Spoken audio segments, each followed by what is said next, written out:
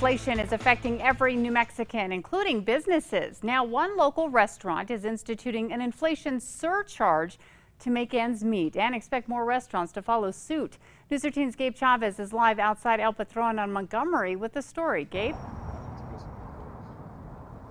Kim, patrons that come to El Patron are going to have to get used to a small surcharge, but the restaurant says it's all for a good reason, and it all comes down to how expensive everything is.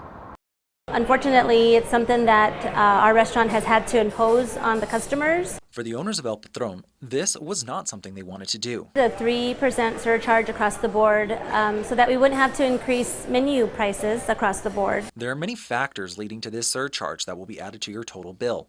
It's basically a 3% charge before tax.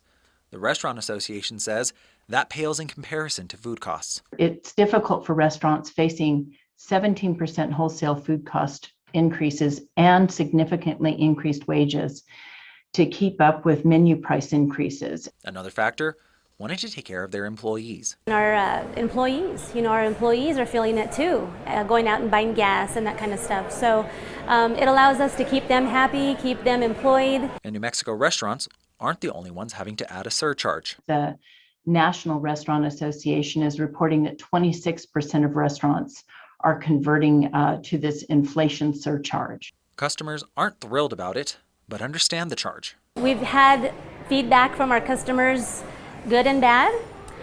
Some of them really understand kind of what we're doing and why we're doing it. I would prefer that than across the board price increase because it's really hard to take that back. And the restaurant says they hope the economy stabilizes soon so they can drop the surcharge. Again, it's so that we don't have to change menu prices across the board either, so we're hoping it's just temporary. The Restaurant Association says that they know of 2 restaurants in Las Cruces and 1 in Santa Fe that have already added the surcharge to the bill.